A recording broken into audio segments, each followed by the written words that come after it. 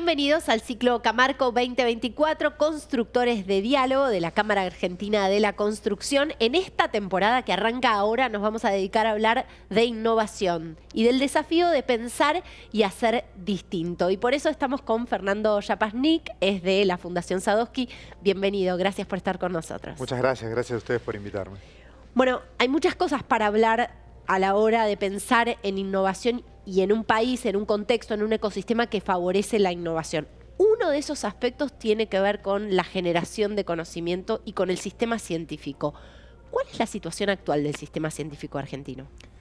Bueno, en este momento, a ver, a mí me gustaría por ahí separar la coyuntura, si querés, de una visión más a largo plazo, ¿no? Porque nos dan imágenes distintas y me parece que ambas hay que destacarlas. En este momento el sistema científico argentino está pasando por un momento difícil, hay cuestiones de financiamiento que todavía no terminan de resolverse, las universidades, bueno, vimos una manifestación realmente muy concurrida hace un tiempo que, bueno, evidenciaba la transversalidad con la que se siente esa dificultad en el sistema universitario, en el sistema científico. Me parece que eso es importante atenderlo porque nuestro país tiene un potencial científico enorme, pero todavía para realizarse por completo nos faltan recorrer varios escalones, ¿no? Una manera de ver esto sería pensar, por ejemplo, cuántos científicos tenemos, pero no en total, sino hay una métrica que es cada 1000 personas de la población económicamente activa. ¿Está bien? Bueno, nosotros andamos cerca de 4 investigadores cada 1000 personas de la población económicamente activa. Si quisiésemos ser como España, tendríamos que tener 6, 7. Si quisiésemos ser como Estados Unidos, 9. Si quisiésemos ser como Corea, 13. ¿No? O sea, digo, como para entender hacia dónde tenemos que avanzar, ¿no? A pesar de ser un país que tiene mucho para mostrar en su haber, tenemos que estar orgullosos y orgullosas del sistema científico que tenemos. Sí, que además produce conocimiento en distintas áreas. Enseguida nos vamos a meter de lleno en el área de la construcción, pero quizás muchos desconocemos que la Argentina tiene un desarrollo nuclear interesante, un desarrollo en tecnología espacial interesante, y mucho tiene que ver con todo ese conocimiento que se genera en el sistema científico, ¿no? Sí, efectivamente tenemos llamémoslo, lo podemos llamar un ecosistema de innovación. ¿Por qué digo ecosistema? Porque está compuesto por las universidades nacionales que generan conocimiento en todas las áreas y en todo el país, ¿no? Tenemos cerca de 60 universidades en todo el territorio. Me parece que es algo que como argentinos ya es como una base sobre la que tenemos que estar orgullosos. Además de eso tenemos instituciones de ciencia muy potentes. El CONICET, que es la institución madre, no para de salir en las mejores posiciones en los rankings internacionales, en los rankings regionales. No sé, por ejemplo, si vos calculás en los rankings de publicaciones, muchas de esas instituciones, ¿no? que la gente a veces toma referencia, como por ejemplo la NASA, bueno, están un poquitito abajo que nosotros. O sea, la verdad es que tenemos ahí mucho de lo que estar orgullosos. Ese ecosistema se complementa, digo, no solo instituciones que producen conocimiento, sino empresas públicas u otro tipo de instituciones. El ejemplo por ahí más claro es el INVAP, ¿no? Que lo llevan a la práctica y desde ahí somos un país que exporta reactores, digamos. Yo no sé si quien nos está escuchando tiene noción de la pieza tecnológicamente sofisticada que es un reactor, ¿no? Son muy pocos los países que lo pueden exportar. Digo, INVAP gana licitaciones en los países centrales, acabamos de vender uno a Australia, o sea, realmente tenemos ahí tecnología muy de punta. Tenemos en energía nuclear una tradición de, bueno, ¿no? 60, 70 años. Argentina tiene un reactor que se llama el CAREM, es un diseño que todavía no termina de materializarse. Es un prototipo que es único en el mundo, permite una eficiencia mucho mayor que otro tipo de diseños. Argentina también está trabajando en reactores que permiten hacer algo que es muy específico, que se llama dopado de silicio, que es uno de los pasos necesarios para fabricar chips, ¿no? O sea, no hace falta hablar de la importancia de los chips en el mundo, claro. ¿no? Los tenemos en los celulares, en todas partes. No hay dispositivo prácticamente que no tenga un chip. Lo que por ahí no tenemos, no sé si tenemos tanta conciencia, es que son muy pocos los países que lo producen. Esa producción es una tecnología muy sofisticada, muy cara. A tal punto es importante en el ecosistema actual que hace poco la administración Biden en Estados Unidos sacó, viste que allá las leyes tienen un nombre que Sí. es una sigla, pero hace referencia, se llama CHIPS, donde lo que dicen es, para ellos, para Estados Unidos, es un riesgo geopolítico haber deslocalizado en China la producción de microprocesadores y hoy por eso los están volviendo a traer y a generar esas capacidades en otros países. Y pusieron miles de millones de dólares. Bueno, ¿por qué? Porque es muy caro y muy sofisticado. Argentina, pudiendo hacer dopado de silicio, tiene la posibilidad de meterse en esa cadena de valor a la que a muchos países les encantaría poder soñar de manera realista estar ahí, ¿no es cierto? Eso para hablar solo de energía nuclear. Te escucho, sos un entusiasta, está claro, sos un apasionado de lo que contás. Entiendo que te formaste en ciencias de la computación. Bueno, enseguida nos vas a contar cómo es tu recorrido hasta llegar a ser esto, un divulgador y alguien que habla sobre las potencialidades de la Argentina. Bueno, a ver, el recorrido empieza con la curiosidad que me llevaba de acá para allá hasta que en un momento las computadoras me causaron mucha curiosidad, tanta que decidí dedicarme a eso. Estudié Ciencias de la Computación en la Universidad de Buenos Aires, luego hice mi doctorado y durante algunos años empecé a dedicarme a la investigación mientras lo combinaba con algún otro trabajo en el sector privado. Desarrollé software durante muchos años, trabajé en empresas de conectividad también durante muchos años. Después pasé a desarrollar software para el sector público en un momento en una dependencia que tenía un proyecto tecnológico muy interesante. Y en el año 2011 abre las puertas la Fundación Sadowski, y quien la dirigía en ese momento, a quien yo conocía, éramos colegas. En aquel momento yo ya era docente de la Universidad de Buenos Aires, de la Facultad de Ciencias Exactas. Él también, éramos colegas, Santiago Seria, y me dice, en aquel momento estábamos experimentando en la facultad una merma en los ingresos, ¿no? Las carreras informáticas, Argentina siempre tiene una industria de software muy pujante, que tiene más puestos de trabajo vacantes que cantidad de profesionales formados, ¿no? Históricamente eso es así, incluso en momentos muy álgidos de la economía como el actual. En aquel momento los jóvenes, a pesar de todo eso, no tenían interés en esas carreras y nosotros desde la propia Universidad de Buenos Aires estábamos trabajando en ese tema y Santiago me dice, ¿no te gustaría enfrentar ese desafío pero a nivel nacional? Y me propone incorporarme a la Fundación Sadowski y me pareció, o sea, logró prenderme. Años después, junto con otros colegas, escribimos un libro sobre esa experiencia y creo que la manera en la que lo pusimos ahí es un buen resumen. Dijimos que Santiago nos hizo esa pregunta y encendió el fuego en nuestros corazones, ¿no? Nos hizo preguntarnos, bueno, ¿cómo hacíamos para que más jóvenes se dedicaran a la informática? Y luego, bueno, ¿podemos hacer que se enseñen estos temas en todas las escuelas del país, ¿no? Fíjate, creo que no hay nadie que hoy en día no esté hablando de inteligencia artificial. Nadie sabe de qué estamos hablando, ¿no? El grueso de la población no podría distinguir a un experto o experta de un chanta. Los pones uno al lado del otro, ambos hablan en un lenguaje tan críptico para el grueso de nosotros que no podemos entender, no podemos diferenciar. Bueno, ahí la escuela tiene un rol que cumplir y Santiago nos propuso que trabajáramos en ese tema y bueno, fue el comienzo de una aventura que ya lleva más de 10 años.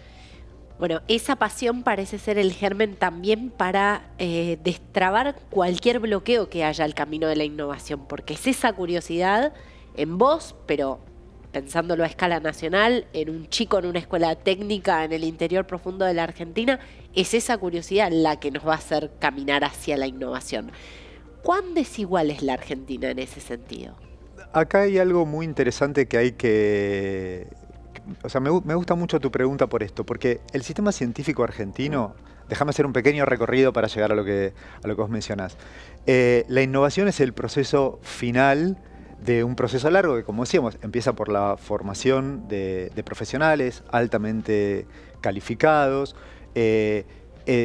Tenemos luego la formación de la creación de conocimiento, ¿no? En general, uno esquematiza y dice, bueno, la innovación, si para hacer ciencia pusimos dinero para transformarlo en conocimiento, innovación sería agarrar ese conocimiento y hacer que transforme dinero, ¿no? O sea, llevarlo a resolver problemas prácticos, generar nuevos productos, nuevos servicios, mejorar los existentes, ¿está bien? O sea, esa es toda una larga cadena. Uno de esos puntos es, bueno, la generación de conocimiento, la gente que tiene ese conocimiento. El sistema científico argentino, antes decíamos, bueno, los altos niveles de logro que tiene, ¿no? Mencionamos que el CONICET es una de las instituciones que mejor rankea. No lo dijimos, pero digámoslo ahora, somos uno de los pocos países que tiene una vacuna contra el COVID, que domina el ciclo satelital. En unos años, si logramos terminar el proyecto Tronador, vamos a tener la capacidad no solo de construir satélites y operarlos que ya tenemos, sino de lanzarlos. O sea, a veces no nos damos cuenta en el selectísimo club en el que eso nos pone, ¿está bien? En todo el mundo, de vuelta, se cuentan con los dedos de las manos los países que pueden hacer eso. Pero decíamos, estamos hablando de esa generación de conocimiento. Las instituciones de generación de conocimiento en la Argentina son unas instituciones, en cierto sentido, muy meritocráticas. A los científicos todo el tiempo les estamos pidiendo que presenten informes, los estamos evaluando. Es muy selectivo el ingreso a la carrera científica en la Argentina, ¿no es cierto? O sea, realmente no conozco... Me atrevo a compararlo con los deportistas de élite. ¿A qué me refiero? Vos para entrar al CONICET durante muchos años te tenés que preparar exclusivamente para eso, ¿no? Y si lo haces a media máquina, no lo vas a lograr. Una vez que estás adentro, todo el tiempo hay una exigencia de estar al más alto nivel. ¿Está bien?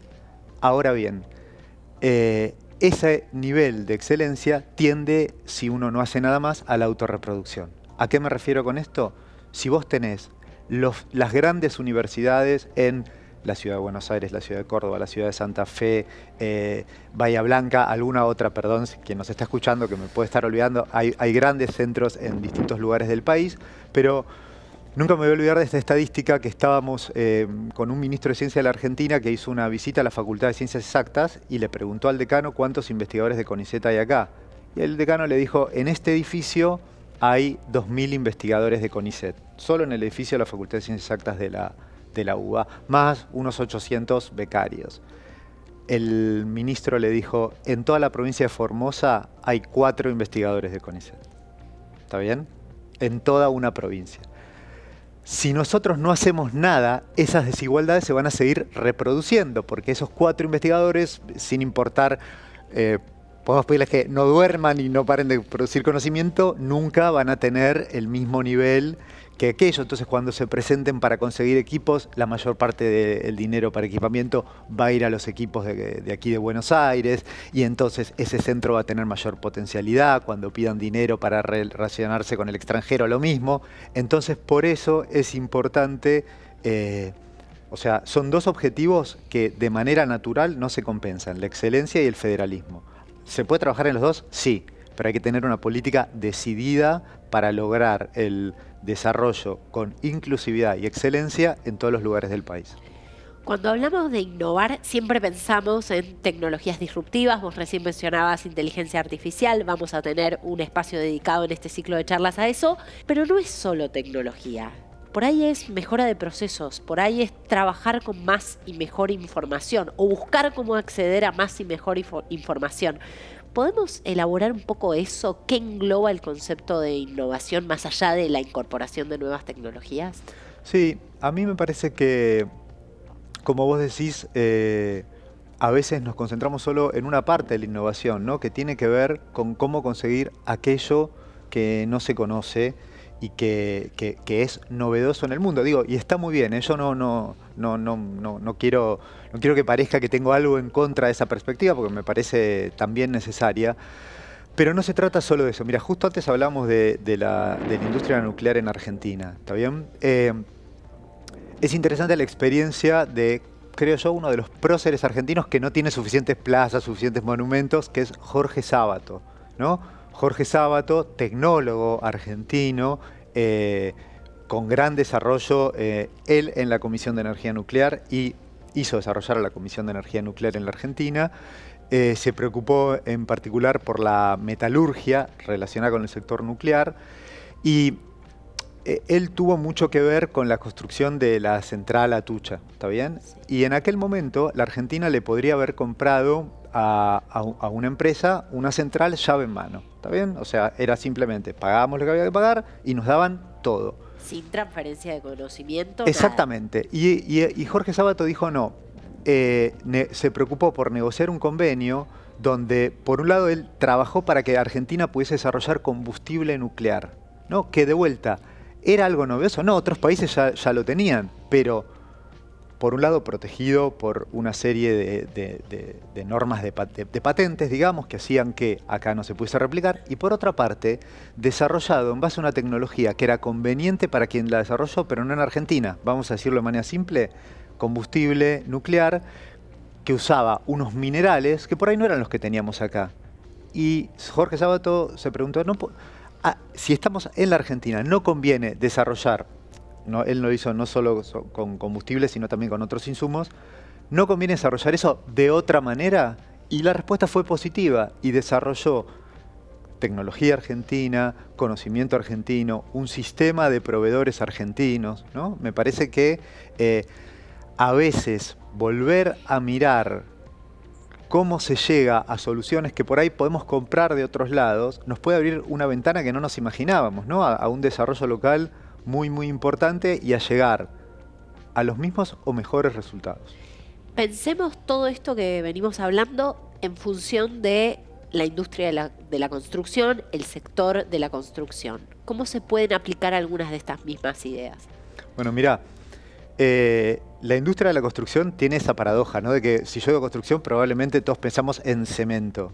Pero la verdad que es una de las que ha incorporado tecnología digital a mayor velocidad en los últimos años. Y de vuelta, el hecho de que los materiales sean mejores, más resistentes, más baratos, con mejores capacidades térmicas, eso también es tecnología. Eso también es tecnología, ¿está bien? Entonces, me parece que y antes de ser tecnología fue ciencia o conocimiento producido. Está muy relacionado exactamente con la ciencia, con el conocimiento.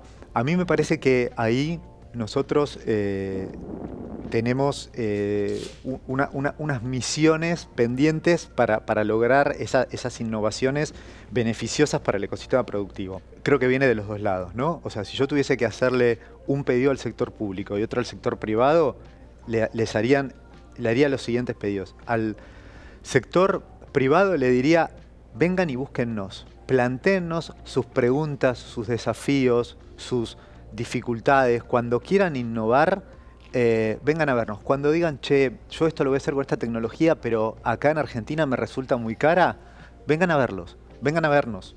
Porque por ahí podemos encontrar una vuelta que sea de vuelta, una oportunidad de desarrollo nacional conveniente para todas las partes. Y si le tuviese que pedir algo al sector público, le diría, necesitamos más instituciones intermedias para la vinculación científica.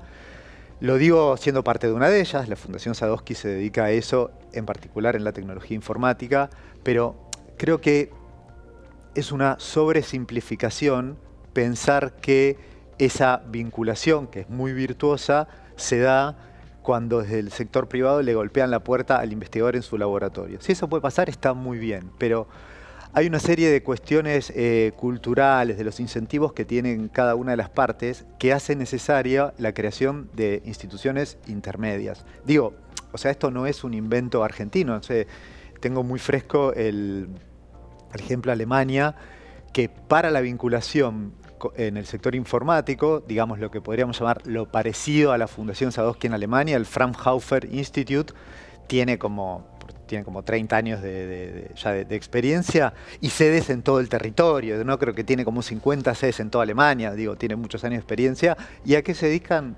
A hacer esta institución intermedia para permitir la vinculación, ¿no? Me parece que nosotros tenemos los dos extremos, el desafío es acercarlos. O sea, todo empieza todo empieza con un Big Bang, pero todo empieza con el diálogo, que termina siendo como ese aleteo de la mariposa que termina generando este círculo virtuoso, ¿no? Sí, e incluso, déjame ir un paso más atrás. Para generar ese diálogo, empecemos con una pregunta, ¿no? Tráiganos sus preguntas, sus desafíos. Cada vez que digan, che, si yo pudiese hacer eso, tarea para nosotros. Veamos si logramos encontrarle la vuelta para que se pueda en Argentina hacer eso que ya te digo, que por ahí en un momento vemos como un obstáculo, como algo que no tenemos, como algo que es muy costoso. ¿Ves a los sectores productivos, por supuesto la construcción no queda fuera de eso, un poco ensimismados como adentro de sus propias problemáticas y quizás... La Argentina es un país muy desafiante, sí. para el día a día es muy desafiante, bueno, y eso hace que pensar en estos proyectos de innovación, que necesariamente, digamos, bueno, por ahí tienen unos tiempos que no tienen que ver tanto con la urgencia de lo inmediato, no todos los proyectos son larguísimos. El ejemplo de los famosos barbijos en la pandemia me parece que es un buen ejemplo, ¿no? Recordemos, una empresa textil que se estaba fundiendo, vio que empezaba esto del COVID y había algo de los barbijos y se preguntó si no se podía tener nanotecnología, se contactó con un grupo de la UNSAM y de la Universidad de Buenos Aires y en muy poco tiempo estuvo en el mercado el famoso barbijo del CONICET, ¿no? Digo, nanotecnología, tecnología la más avanzada y sin embargo un time to market breve. Digo eso para no pensar que todos los proyectos son extremadamente largos. Efectivamente, bueno, tengo que reconocer, a pesar del optimismo, que ahí hay una dificultad de cómo congeniar, llevar el día a día, en particular para las pymes, con embarcarse en estos proyectos que por ahí tardan un poquito más en fructificar, ¿no? ¿Qué pasa con la educación, la formación de base, ¿no? Escuchamos mucho en este ciclo de charlas hablar de la importancia de las escuelas técnicas. Cuando hablo de educación de base me refiero a eso, a con qué herramientas sale hoy un chico del secundario en la Argentina para elegir una vocación como las que vos recién esbozaste. ¿Qué pasa? ¿Cuál es el cuadro de situación? Mira, a ver, yo soy un fan, un hincha de la escuela técnica. O sea, si vos me preguntás, en tal lugar del país necesitamos más escuela técnica, cierro los ojos, ni siquiera escucho en qué lugar y te voy a decir, sí, siempre, más escuelas técnicas. Las escuelas técnicas son un gran factor de ascenso social. Los estudiantes que van a las escuelas técnicas logran mejores resultados en sus aprendizajes. O sea, siempre sí escuelas técnicas, pero también necesitamos de las otras. Y yo creo que en los últimos años ha aparecido cierta confusión con el precepto de educar para el trabajo. Porque y acá no estoy hablando de la escuela técnica, la escuela técnica da una formación específica y eso lo hace muy bien y lo tiene que seguir haciendo. Me refiero al resto de las escuelas, lo que llamamos la escuela común, le decimos a veces.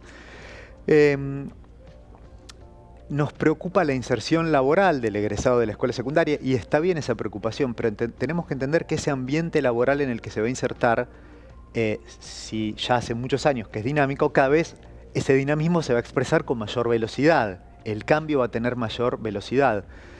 A veces pensamos que la formación para el trabajo es generar graduados de la escuela secundaria prêt-à-porter, ¿no? O sea, que hayan aprendido la última coyuntura del mercado de trabajo. Es un error. Tenemos que generar personas con capacidad de adaptarse. No podemos perder valioso tiempo educativo en enseñarles alguna cuestión coyuntural que rápidamente van a aprender cuando entren a trabajar, ¿no? Yo recordaba cuando yo salí de la escuela secundaria con mis frescos 18 años, compartíamos con mis compañeros el desazón porque no sabíamos, ¿cómo puede ser que en la escuela secundaria no nos hayan enseñado a hacer un cheque? Decíamos. Y ahora digo, gracias, que no perdieron tiempo, porque cuando en mi primer trabajo alguien me tuvo que explicar, en 10 minutos se aprendía cómo hacer un cheque. Menos mal que no perdimos valioso tiempo de la escuela secundaria en esos temas que no van a la esencia del aprendizaje. ¿En qué tenemos que dedicar el tiempo a la escuela secundaria? Tenemos que generar, yo diría, 3 cosas.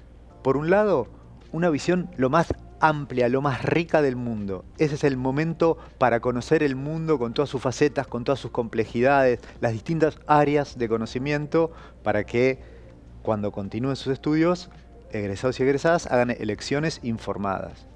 Segundo, aprender a pensar, el pensamiento crítico, la capacidad de razonar. Eso es lo que nos va a dar luego la posibilidad de adaptarnos. Eso es lo que luego, cuando estemos en un ambiente laboral, nos va a poder hacer aportar valor a esa organización más allá del día a día, porque vamos a ser ciudadanos y ciudadanas pensantes. Y tercero, el deseo por seguir aprendiendo todo el tiempo. Hay un libro de una gran educadora argentina, se llama Melina Furman, que se lamenta amargamente, ¿no?, por estos chicos que estudian para la prueba. ¿Por qué estudias esto? Porque el aseño me lo pidió. Tiene razón Melina, es descorazonador, ¿no? O sea, nosotros estudiamos en defensa propia, porque nos conviene saber más, en placer propio, porque es placentero aprender más. Así que si yo tuviese que poner un tercer deseo para la escuela, sería eso, la voluntad, una voluntad gozosa de seguir aprendiendo. ¿Cuáles son los imperativos que pesan sobre la innovación? Porque digo, antes pensábamos en la innovación y quien quizás nos está viendo puede tener una pyme y puede pensar, bueno, ok, mi incentivo es un incentivo que tiene que ver con mi rentabilidad, que es válido. Pero ese es un imperativo. Ahora empiezan a pesar otros, como por ejemplo el impacto social y ambiental. Otros imperativos que son de época y vinieron para quedarse, ¿verdad? Sí, yo por ahí lo que diría es, pensaría a la innovación como la llave para desenredar esos mandatos a veces opuestos, ¿no? Digo, lo que vos decías, che, a ver, tengo una pyme, tengo que obtener rentabilidad, pero también ser sostenible con lo que haga, tiene que ser sostenible con el ambiente, y por ahí hay una cuestión pensando en la construcción, de licencia social de alguna comunidad en la que estoy inserto, y también hay temas de género, y a veces esos temas parecen que entran en tensión, o que, digamos, hay una sábana corta. No lo voy a negar, a veces puede haberlo, pero de vuelta, vengan a vernos, porque desde el sistema científico a veces podemos encontrar soluciones que congenien variables que hasta otro momento parecían antagónicas, ¿no? Podemos encontrar cosas que todavía no habíamos pensado, no habíamos mirado, y hacer que convivan elementos que parecía que iban en tensión. Gracias, Fernando Yapashnik, por estar con nosotros en este primer capítulo de la temporada de innovación del ciclo Camarco 2024, Constructores de Diálogo.